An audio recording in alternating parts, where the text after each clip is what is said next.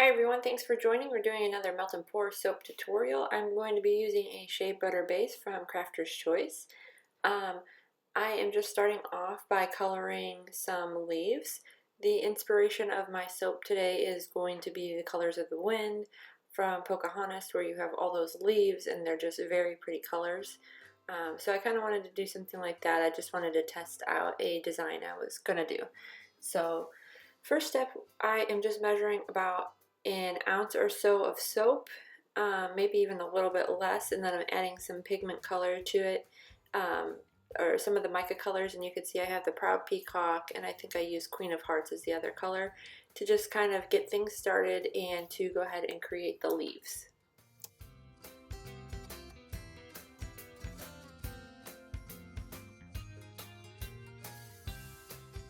And once I got each color melted down and it was the desired shade, I went ahead and I got my mold out, and then I started spritzing it down with the rubbing alcohol and just kind of poured in these colors. Some of them I wanted like a mixture of colors because I thought that would be pretty. I just wanted to make sure I got all the soap out of the molds. And then some of them I just did a solid color. So I also did an orange color too, which I think was like a neon orange that they have. I don't remember exactly the name of the orange. But I let these sit up and dry for about 20 to 30 minutes. You can still see they're kind of bendable, and these last few I had to wait even longer because they were too thick and the soap was smushy, and I was worried about it like breaking when I was going to actually cut it through. I wasn't too worried about all the wrinkles that I just created in that soap over there though, because I figured it would give it texture to the leaves, since that's what we're using it for. Normally I would have been kind of upset and probably remelted that down. But here I have some cookie cutters. I just got these at the local Joann's, I think, and they're from Wilton. They come in a bunch of different sizes. And then I also have this other one that's like a leaf shape where you can just kind of cut the soap and then you punch it out. They both are a little bit different. The cookie cutter one's obviously a little easier because you just kind of press and then push it out. And the bigger leaf cutter for the cookie one was a lot easier because I could just push it out with my finger. The smaller one you'll see in a minute, I had to use like a utensil to actually push the shape out. So I just went ahead and got started and cut several different leaves just so I can get enough color variety for the actual leaves itself.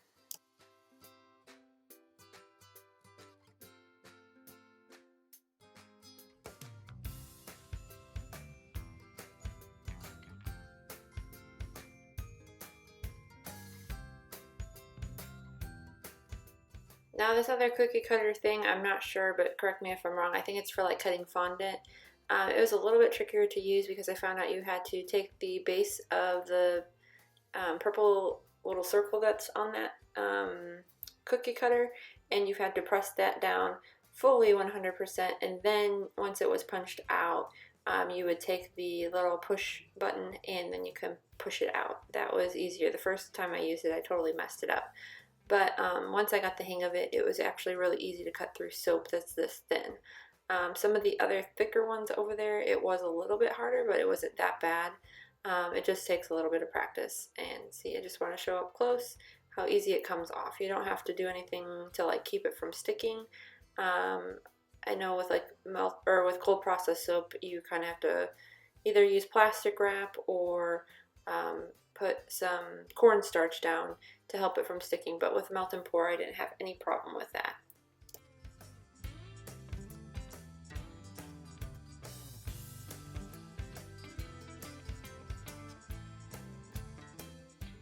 So once I got all the little leaves cut out, I just kind of set them aside. I came back another day actually to finish this up. I measured out about 12 ounces of a shea butter base soap. We are going to use this for the bottom layer on the actual soap bars that we're creating, and we're just going to do approximately 2 ounces of soap into each cavity. That's how I came up with the amount that we're using. You can do 6 ounces if you want less white, but I just wanted a nice base color to get the colors to pop on the leaves.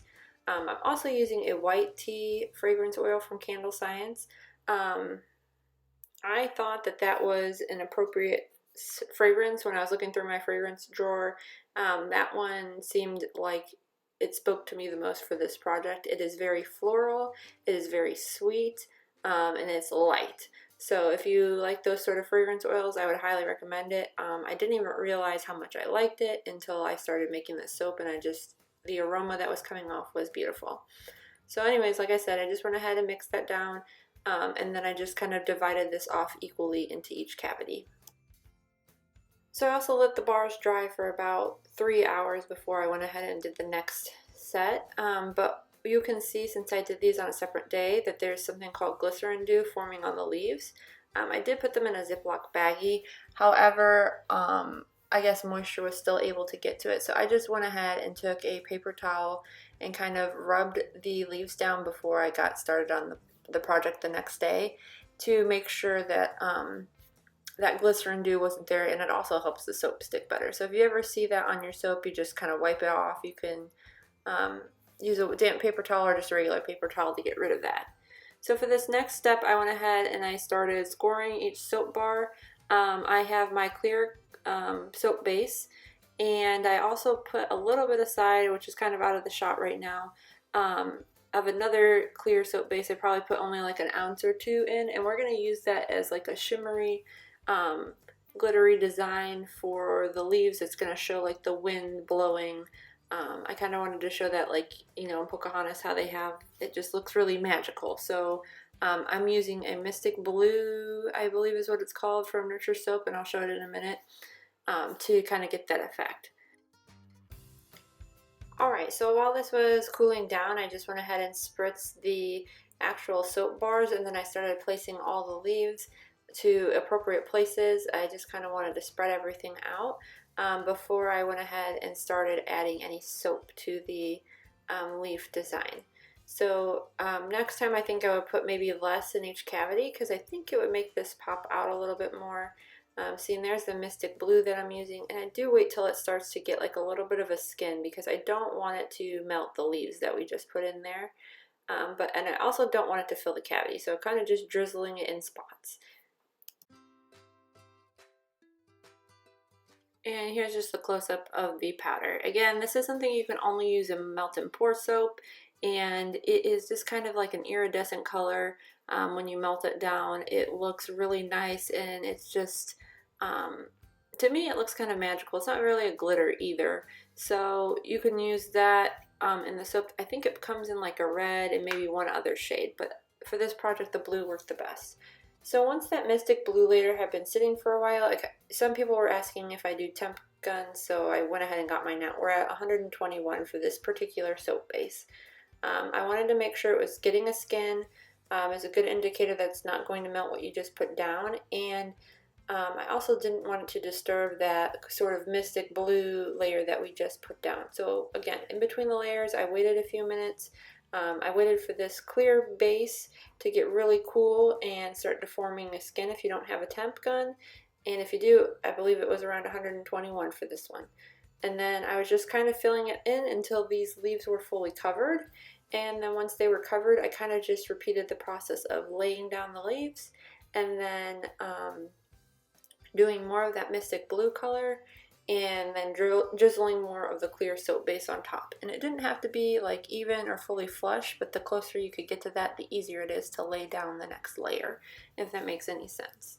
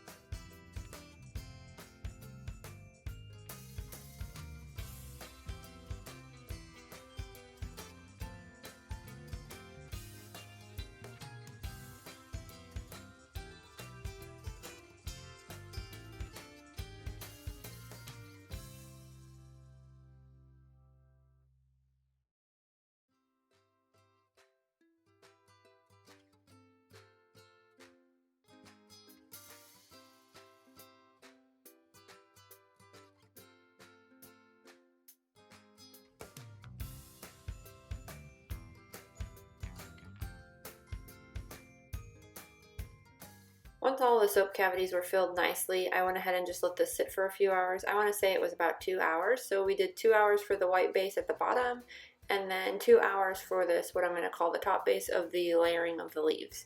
So when you pull it out, you can kind of see the leaves sitting at different heights. One thing I don't like about this one is you do kind of see a little bit of a line where the clear top is, but you can see also that glitter layer in there, which the camera doesn't pick it up that well. And you can see how the leaves are just kind of like floating on top of each other. This is definitely the desired look I was going for. Just really fun colors as far as the leaves go, and the glitter really makes it work. So I'm excited to use this, and hopefully next time I do this I can keep that clear soap base a little clearer. So I had the bright idea to go ahead and try to shave these down, but unfortunately this like thing that I used to cut, it's for cheese cutting. It didn't really work for these soap because you'll see when I did it, it actually kind of separated the shea butter base and the clear layer. So my soap just kind of fell apart. So the part that I wasted, I'll probably use for another soap design and figure out how to incorporate it somehow, but it just wasn't sticking enough. So I guess I maybe didn't score the soap enough, or just the pressure from pushing it like this was not working. So if you have something you need to cut it down, maybe use either a regular cheese slicer or a soap planer that's designed for it, because I think this one just wasn't working.